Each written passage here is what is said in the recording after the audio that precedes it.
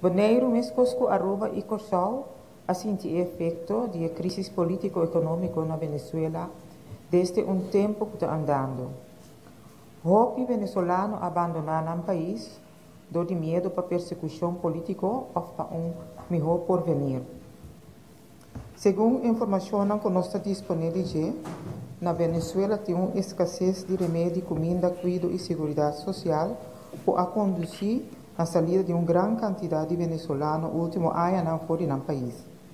Cifra de plataforma R4B, plataforma para coordenação de refugiados e imigrantes de Venezuela, cifra de plataforma UNHCR, Nações Unidas, sua agência de refugiados, mostra que mais ou menos 5,1 milhões de venezuelanos estão vivendo para fora de Venezuela, de qual mais ou menos 34.500 estão vivendo riba e isla na Bonaire, Corsol e Aruba.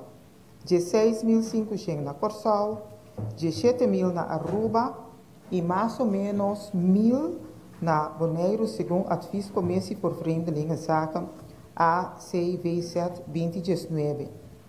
Nota tour indocumentado da refugiado. Tinta viva também para o tempo que arriba a isla, também tem indocumentado de outra nacionalidade. Pessoa indocumentada dentro do Bonaire, principalmente como turista ou com permissão para trabalhar e depois estabelecer com período definido, pero queda arriba a isla indocumentada, ora o período vence.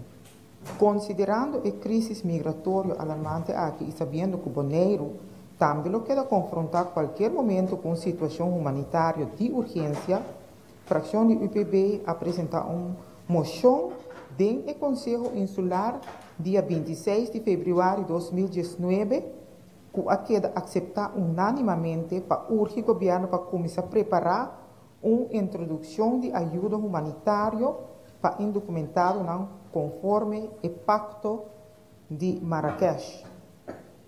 Fração de UPB a queda informar que pessoa não indocumentada ou que a pedir asilo e na petição está em processo aqui na Bonaire está desamparada e sem nenhuma atenção do governo.